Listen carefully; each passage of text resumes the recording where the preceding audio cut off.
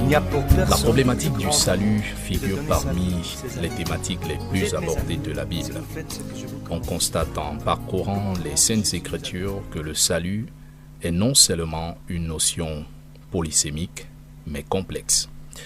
Votre salut s'intéresse à cette question.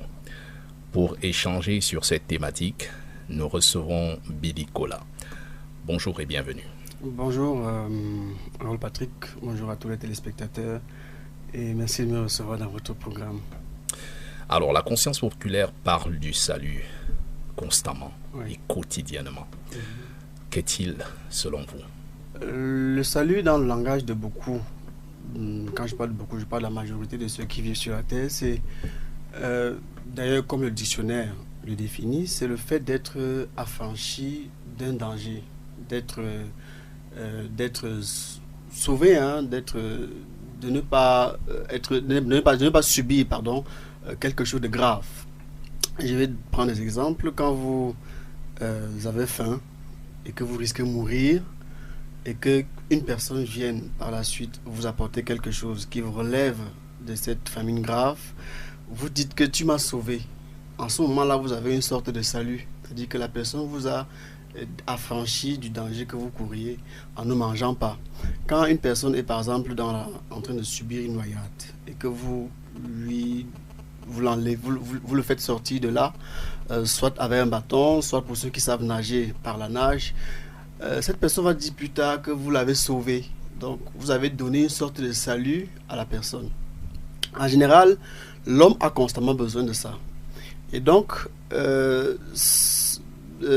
Jésus-Christ, lui, vient apporter le salut complet à l'homme. C'est-à-dire que l'homme, par exemple, l'homme qui est dans le monde, qui subit la vie charnelle, qui subit la vie des biens matériels, l'homme qui se satisfait à travers les biens matériels, et dans un danger, est en train de courir vers une mort certaine. Cette mort, c'est vrai qu'étant vivant, on ne se rend pas forcément compte de cette mort-là. C'est quand le temps passe, quand on a emmagasiné, quand on a compris tellement de choses, quand on a emmagasiné beaucoup de connaissances, qu'on prend conscience de cette mort éternelle-là. Jésus-Christ vient maintenant comme soit ce nageur, soit ce bon samaritain qui vous détache, qui vous enlève de cette mort-là, pour vous donner le salut, c'est-à-dire que pour vous sauver. Parce que étant en vie, on ne se rend pas compte. C'est quand on meurt qu'on se rend compte. En fait, c'est quand on est en train de mourir qu'on se rend compte qu'il y a une autre vie après la mort. Il y a des gens qui disent qu'il n'y a pas de vie après la mort. Hein. Billy Kola, j'ai retenu deux choses de ce que vous avez expliqué du salut. Sauver de ce qui est grave, sauver d'un danger. Pourquoi la Bible, elle parle du salut? Justement, et c'est en rapport à quoi? Voilà, lorsque vous faites mention du danger, comment le décrypter à la lumière des Écritures? Ce qui est grave, comment le retrouver dans les Saintes Écritures? Voilà, d'abord la Bible est segmentée en deux parties. Il y a l'Ancien Testament et le Nouveau Testament. Même certaines personnes sont totalement contre le fait que l'Ancien Testament doit être pris en considération. Elle doit être prise en considération, sauf qu'il faut le Saint-Esprit pour expliquer. Dans l'Ancien Testament, on parle du salut. Dans le Nouveau, on parle aussi du salut. Sauf que l'esprit de la personne qui parle du salut dans l'Ancien Testament n'est pas le même esprit de la personne qui parle du salut dans le Nouveau Testament. Pour quel intérêt donc?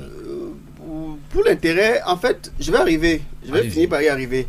Dans l'Ancien Testament, on parle du salut comme ce que je vous ai expliqué à l'entame de la réponse à la question que vous m'avez posée. On parle du salut comme étant le fait de dégager un homme d'un danger. Dégager un homme, par exemple, d'un roi tyran qui a servi tout le monde, et on dégager un homme d'un sorcier, par exemple, qui vous gêne tout le temps. Quand on vous dégage de lui, ça fait qu'on vous a donné du salut. Dans l'Ancien Testament, c'est dans l'esprit là que les gens parlent du salut. Par exemple, il y avait Nebuchadnezzar qui était le roi de Babylone, qui venait à chaque fois asservir le peuple d'Israël. Et le peuple d'Israël criait à son Dieu qui avait envoyé David d'envoyer un autre homme comme David pour leur donner le salut, donc pour les affranchir de la domination tyrannique du roi de Babylone. Il y avait des rois d'Égypte, des rois des Philistins qui venaient à chaque fois à servir le peuple d'Israël et ils criaient à Dieu pour qu'il envoie le salut. Mais cet asservissement, permettez-moi de vous relancer, cet asservissement a été provoqué par quelque chose. Oui, mais bon, les chrétiens verront que c'est provoqué par Dieu, mais en même temps, en restant, j'aimerais qu'on reste dans le domaine matériel, on reste dans la logique des choses, dans la mesure où les choses arrivent par elles-mêmes.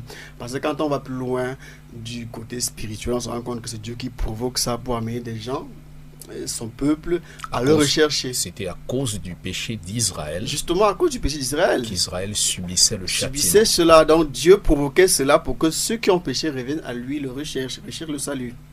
Donc ça c'est quand on creuse profondément. Maintenant physiquement, on se rend compte, physiquement c'est un roi, comme je vous l'ai dit, qui le faisait. Le roi là qui annonçait, qui préfigurait le prince de ce monde tel que Jésus-Christ l'a dit dans les évangiles, qui est Satan, qui asservit les hommes par toutes sortes de manipulations, qui fait croire à l'homme qu'après la vie sur la terre, il n'y a rien d'autre, qui amène l'homme à croire que lui aussi peut être un Dieu, et donc par là amène l'homme d'une manière subtile à rester son esclave. Ça fait qu'on est donc sous l'emprise d'un roi tyran qui nous domine. Et donc en ce sens-là, on a besoin d'un salut. On a besoin, comme les Juifs d'antan, qui criaient à Dieu d'envoyer quelqu'un pour les sauver du roi tyran, d'un sauveur, un sauveur qui nous affranchit complètement de ça, un sauveur qui nous sauve complètement, donc qui nous donne le salut. C'est en ce sens-là qu'on dit que l'homme a besoin du salut, c'est-à-dire qu'on a besoin de se détacher complètement de la tyrannie du roi de ce monde, et l'homme doit avoir le salut, sinon quand on va mourir, ce sera l'enfer. Alors l'apôtre Paul cite un extrait dans les Épîtres aux Corinthiens où il dit que le monde est soumis à la domination du prince de ce monde. Vous parliez tantôt d'une domination d'un roi physique. Oui. Mais là, Paul parle également d'une domination spirituelle. Moi, j'aimerais comprendre. Non, le roi physique, c'est dans l'Ancien Testament. Oui. Le roi physique, c'est dans l'Ancien Testament qu'il le faisait. Non, permettez-moi d'aller au bout de ma question. Allez-y. Je vais rester sur le cas de la domination. Alors, puisque vous parlez du salut, qui peut donc être sauvé aujourd'hui et comment sortir de cette domination? Tout le monde. Tout le monde peut être sauvé. Tout le monde peut être sauvé. La Bible dit dans Timothée, 1 Timothée chapitre 2 versets 1 et 2 suivant que Dieu voudrait que tout le monde soit sauvé. Donc c'est tout le monde qui peut être sauvé. Maintenant, c'est vrai que dans la préscience, on comprend que tout le monde ne peut pas l'être parce que c'est pas tout le monde qui accepte l'évangile. Accepter Jésus, c'est autre chose. C'est pas tous les hommes qui acceptent Jésus. Par contre, tout le monde, avec que tout le monde, quand on dit tout le monde, avec que l'évangile, le salut est proposé à tout le monde. Le salut est proposé à tout homme libre parce que l'homme a été créé libre et le salut est donné pour celui qui l'accepte. Et pour l'accepter, chacun est libre d'accepter, chacun est libre de refuser. Entre-temps, il y a des gens qui vont accepter, d'autres vont refuser. Donc le salut en temps normal, il y a des gens qui sont déjà sauvés, qui sont encore sur la terre. C'est vrai qu'ils sont là physiquement, ils font comme tout le monde, mais ils sont déjà sauvés. Quand soit l'enlèvement va venir, ils seront enlevés, ou encore quand ils vont mourir, ils n'iront pas où ceux qui n'ont pas accepté Jésus-Christ vont aller. Donc tout le monde peut être sauvé. Il suffit simplement de se repentir, hein, c'est-à-dire que d'arrêter de faire toutes les choses qui plaisent à la chair et ne faire que ce qui plaît à l'esprit, en gros. C'est-à-dire, soyez explicite. Oui, de manière explicite, par exemple, moi qui, en 2012, j'étais un homme qui, tous les jours, je ne pouvais pas passer 3 jours sans emmener les filles dans ma chambre, par exemple. On appelle ça fornication, d'autres refusent. Donc, je ne pouvais pas passer une semaine sans me retrouver dans des boîtes de nuit, avec les pieds sur la table, les champagnes devant moi. On achetait les boissons en cuvette, on filmait, on mettait sur Facebook en faisant les signes que les stars font souvent. Ça, c'était la vie qui mène en enfer. Et ça, c'est ce que vous appelez la vie selon la chair. La vie selon la chair, c'est pour plaire à la chair. Quand un homme va s'offrir une bouteille de champagne, c'est pour plaire à la chair. C'est-à-dire la nature humaine. La nature humaine, l'homme charnel. Non régénéré. Non régénéré, justement. L'homme non régénéré, justement.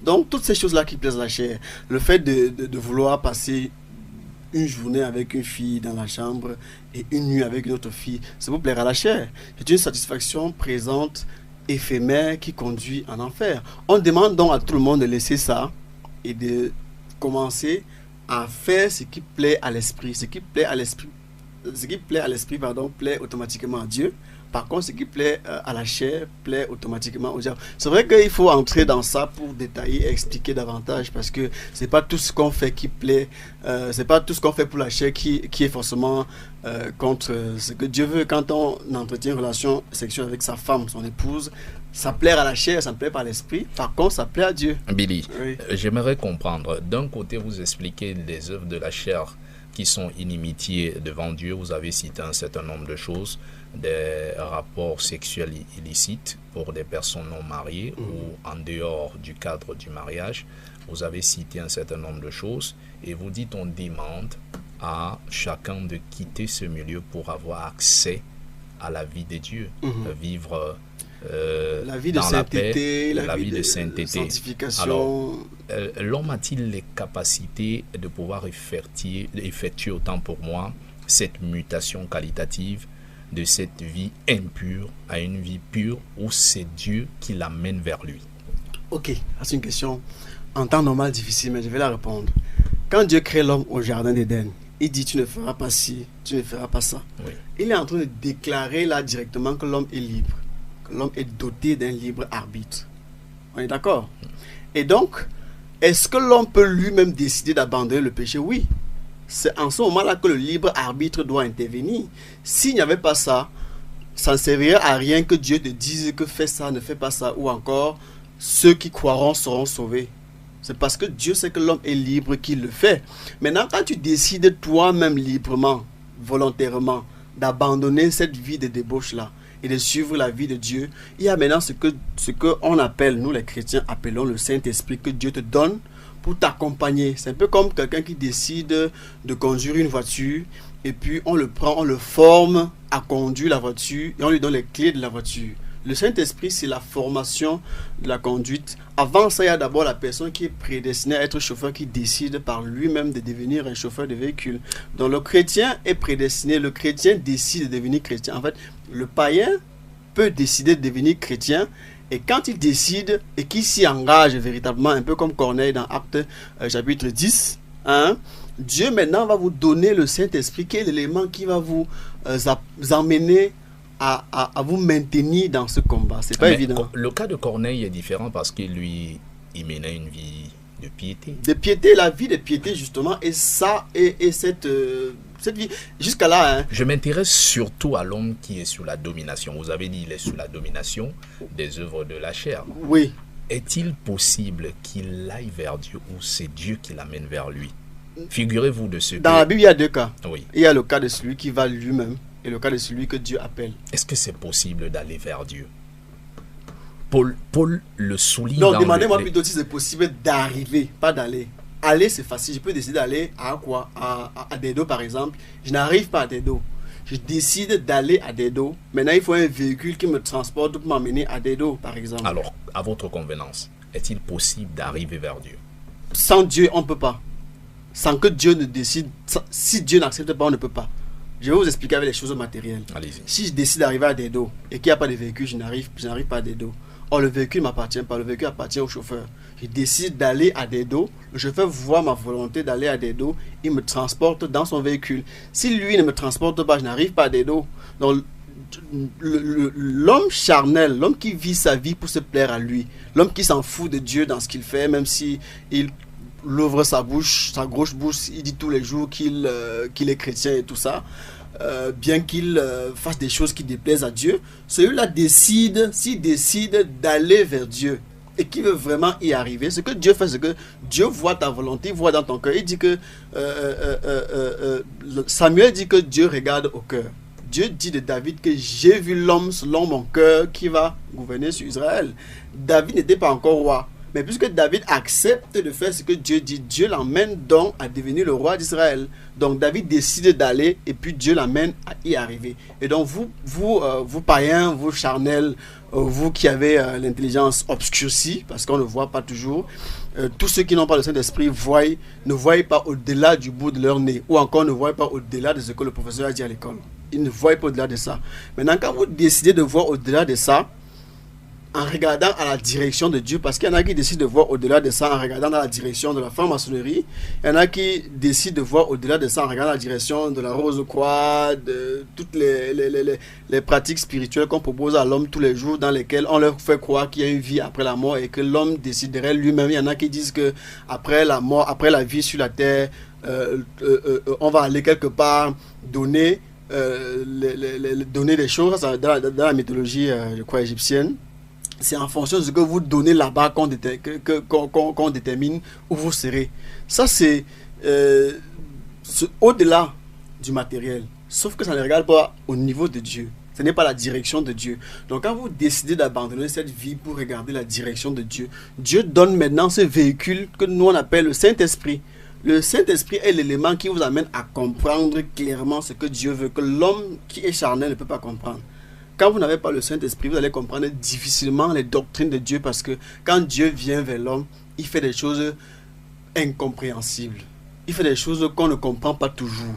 Or, quand vous recevez dans le Saint-Esprit, c'est le véhicule qui vous emmène vers lui en vous faisant comprendre les raisons pour lesquelles il a fait toutes ces choses qu'il a faites pour proposer à l'homme. Alors, l'homme qui a compris, désormais, il marche dans ce salut parce qu'il accepte la vie de Dieu en lui. Oui. Alors, est-il possible de perdre ce salut qu'on a obtenu? Voilà. Oui. Il est possible qu'on le perde. Pourquoi? J'explique. Je vais expliquer d'abord avec les choses des hommes, avant d'arriver à celles de Dieu. Parce que les choses charnelles, quand Jésus-Christ lui-même enseigné dans les évangiles, il commençait d'abord par les choses des hommes, naturelles, avant d'arriver aux choses de Dieu. Dieu même, de manière globale, la raison pour laquelle Dieu a donné l'Ancien Testament, parce que l'Ancien Testament, c'est une histoire de la Genèse à Malachie. Oui. Ce sont les vies de beaucoup de personnes qui sont passées avant Jésus. La raison principale pour laquelle Dieu fait ça, c'est pour commencer à enseigner l'homme ce que lui il est par les choses des hommes, avant d'enseigner maintenant ses propres choses avec son langage à partir de Actes jusqu'à Apocalypse. Donc je commence par les choses des hommes. Si vous êtes à Dedo par exemple, oui. Vous m'appelez, Billy, je veux te voir. Je suis à quoi? Je décide de venir à Dedo. Je vous dis, je n'ai pas le transport. Ok, j'envoie une voiture te chercher, n'est-ce pas? J'attends sur place, la voiture vient me chercher, non? La voiture, c'est le Saint-Esprit. Vous, bon, c'est pas pour blasphémer, vous c'est Dieu. Hein? Moi, c'est la personne qui va arriver à Dieu. Quand je décide d'entrer dans la voiture, par ma foi, il y a le mot foi qu'il ne faut jamais enlever. Par ma foi, j'ai le salut. C'est par la foi que j'ai le salut. La foi, c'est l'espérance. Une démonstration, c'est l'espérance. Quand on espère quelque chose, on ne l'a pas encore. Sauf que par la foi, on dit qu'on l'a. Donc, par ma foi, si on m'appelle, tu es où? Je dis que je suis à Dedo. C'est par la foi que je dis que je suis à Dedo, parce que je sais que je suis en train de me diriger à Dedo. Maintenant, en cours de route, je peux décider de sortir. C'est-à-dire que la voiture qui m'a porté, en cours de route, peut-être même vers Mobile, je peux décider que je descends ici, je n'entre plus, je ne continue plus. Si je décide que je descends ici, je ne continue plus, le chauffeur va continuer sa route et il va vous informer, vous, qu'il a dit qu'il ne continue plus, il s'est arrêté, je l'ai laissé. Alors, vous croyez que votre exemple tient avec les Saintes Écritures? Oui, je vais finir. Expliquez-nous cette écriture. 1 Corinthiens, chapitre... Oui. Expliquez-nous cette écriture de Jésus-Christ qui dit que les brebis que son Père lui a données sont dans sa main et personne ne les ravira. Justement.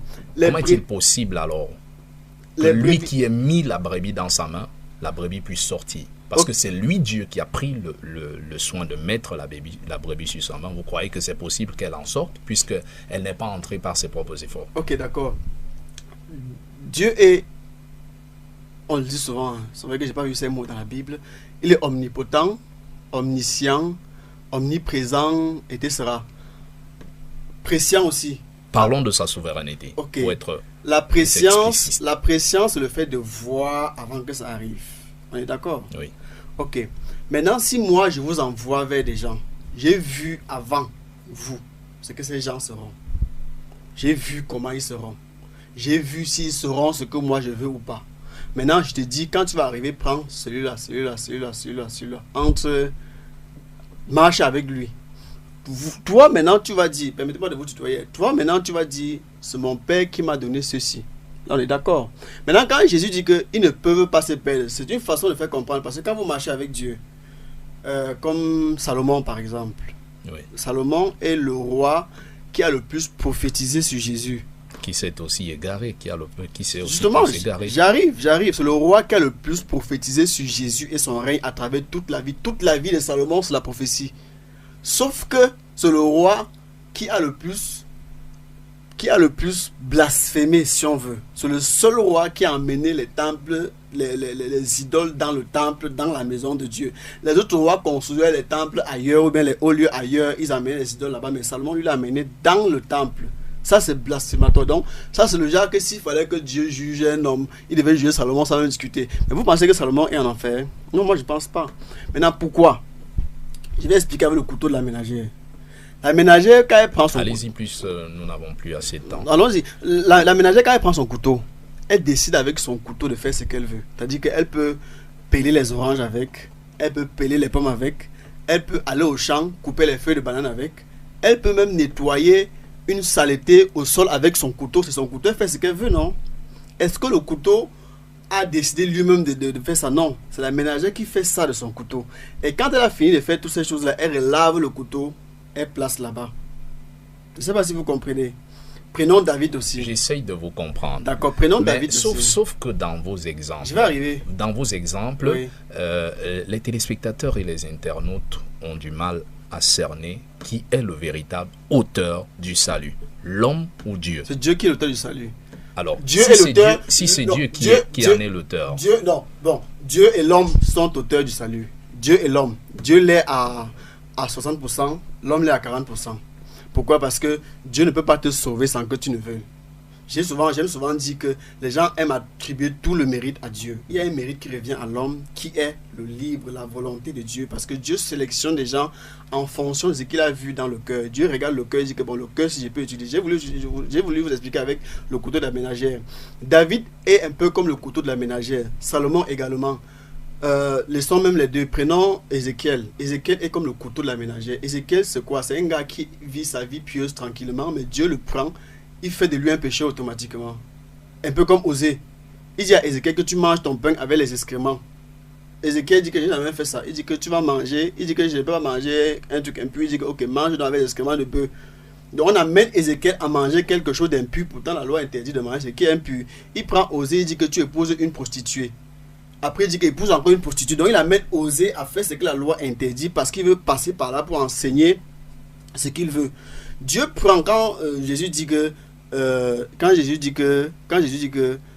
personne ne les ravira de ma main. Le chrétien est entre les mains de Dieu. Et quand Dieu prend un chrétien, quand Dieu prend un homme qu'il a décidé de faire de lui, un homme qui a dans son cœur, un homme qui est une terre sur laquelle Dieu peut s'aimer, ça pousse. Parce que quand vous voulez s'aimer sur une terre, vous n'allez pas s'aimer partout, vous n'allez pas s'aimer au désert. Vous cherchez la terre qui peut produire les fruits que vous voulez et vous s'aimez dessus. Donc Dieu prend la personne qui a la terre sur laquelle il peut s'aimer, il fait de la personne ce qu'il veut. Comme avec David par exemple. David a commis beaucoup de péchés. Par contre, il n'a pas été rejeté. Alors que Saül n'a pas commis beaucoup de péchés et il a été rejeté. Dieu prend David qui est déjà bon, qui a le bon cœur. Maintenant, Dieu le fait passer dans les péchés. Pourquoi? Parce qu'il veut se servir de David pour démontrer sa force et sa puissance à ses véritables adversaires qui sont dans les lieux célestes. C'est pour cette raison que Dieu dit que personne ne vous ravira de ma main. Parce que étant dans la main de Jésus, il vous utilise parfois pour faire des choses qui sont interdites par la loi. Des choses que ceux qui sont encore faibles ne comprennent pas. Parce qu'il veut s'en servir pour démontrer sa puissance. Comme par exemple l'apôtre Paul. L'apôtre Paul a fait beaucoup de choses que la Bible interdisait. L'apôtre Paul dit aux Corinthiens de ne pas circoncire les enfants. Pourtant lui-même il circoncis Timothée.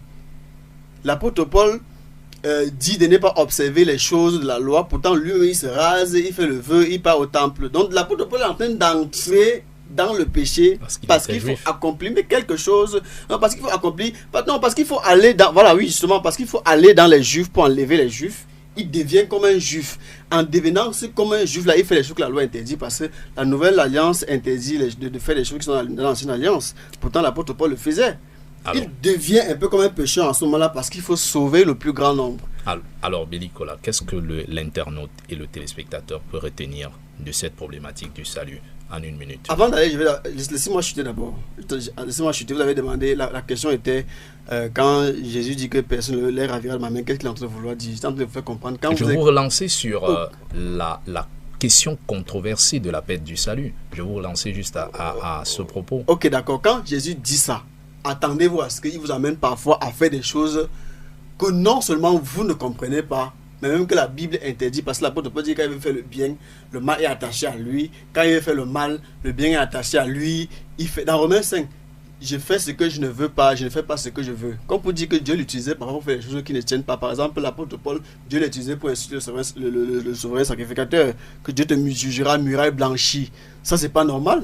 C'est pas juste de faire ça. Pourtant, Paul lui-même interdit ça. Donc, en gros, c'est ça. Quand il dit que personne ne vous ravira de ma main, il est en train de dire que si ton cœur est attaché à lui et que tu veux vraiment faire ce qu'il veut, même si tu es en train de commettre un péché et que ce n'est pas ta volonté, ne t'inquiète pas, tu ne peux pas te perdre. Alors, qu'est-ce qu'on peut retenir? Ce qu'on retient simplement sur cette question du salut. Ce qu'on va retenir, c'est que, premièrement, si vous n'êtes pas chrétien, cherchez à le devenir. Et une fois que vous l'êtes devenu, rassurez-vous que vous êtes réellement sauvé, parce que dans Romains 8, Dieu dit que l'Esprit de Dieu rend témoignage à notre esprit que nous sommes vraiment enfants de Dieu. Donc rassurez-vous, pour ceux qui sont baptisés, pour ceux qui vont à l'église tous les jours, pour ceux qui lisent la Bible tous les jours, rassurez-vous qu'au fond de vous, vous avez vraiment la conviction que vous êtes sauvés. Et troisièmement, quand vous ne comprenez pas quelque chose dans la Bible, ne cherchez pas à le faire. Parce que la Bible, chacun vit, chacun applique la Bible au niveau où il a compris, tout simplement. La foi en Jésus nous mène au salut, mais y demeurer est important. Merci de nous avoir prêté votre attention. À très bientôt. Ce